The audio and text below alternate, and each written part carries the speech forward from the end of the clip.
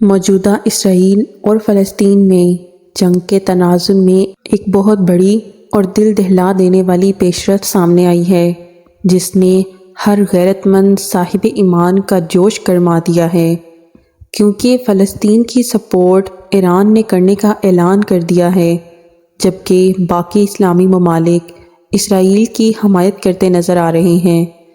ایسا کیا ہے کہ وہ سب اسرائیل کی حمایت کر رہے ہیں؟ ناظرین، یہودیوں نے پچھلے 100 سالوں سے خود کو مضبوط کرنا شروع کر دیا تھا۔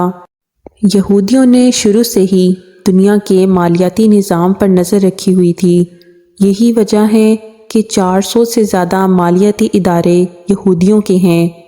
یہودیوں کا امریکہ میں بھی کافی اثر ورسوخ ہے، اتنا کہ چند گھنٹوں میں 1 لاکھ سے زائد آئرن ڈوم میزائل امریکہ نے جنگ کے لیے بھیج دیے، جو یہودیوں کے فضائی نظام کو فلسطین کے خلاف استعمال ہوں گے۔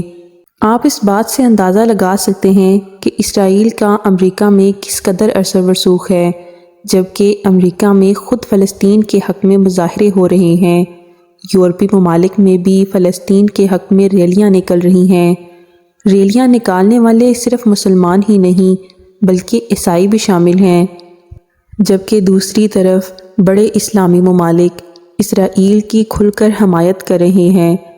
سب سے بڑی ملٹری پاور رکھنے والا اسلامی ملک مصر، جو اسرائیل اور فلسطین کا ہمسایہ ہے، اسرائیل سے معاہدہ کر رکھا ہے کہ وہ چاہے کچھ بھی ہو ہمیشہ اسرائیل کے ساتھ مل کر لڑے گا۔ حتیٰ کہ مصر نے کئی برسوں سے غزہ کا بارڈر سیل کر رکھا ہے، یہاں تک کہ اناج کا ایک دانہ بھی غزہ میں داخل نہیں ہو سکتا۔ فلسطین کے ایک طرف سمندر ہے اور دوسری طرف اسرائیل۔ اگر اسرائیل پانی اور اناج نہ دے تو فلسطینی ایک دن میں ختم ہو جائیں، لیکن اسلامی ممالک کو اس کی کوئی پرواہ نہیں، یہاں تک کہ آذربائیجان اور البانیہ نے بھی اسرائیل کی حمایت کر دی ہے۔ یہ سب کچھ اچانک سے نہیں ہو رہا کہ کوئی اسلامی ملک فلسطین کا ساتھ نہیں دے رہا، جبکہ پوری دنیا میں 57 اسلامی ممالک ہیں، جن میں سوائے ایران کے کوئی بھی فلسطین کی پشت پر موجود نہیں۔ اس کے پیچھے بھی یہودی مالیاتی سازش کام کر رہی ہے۔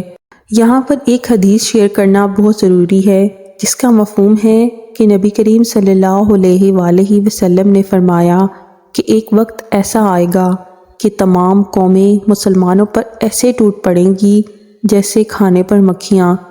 تو صحابہ کرام نے پوچھا، یا رسول اللہ، کیا اس وقت ہم تعداد میں تھوڑے ہوں گے؟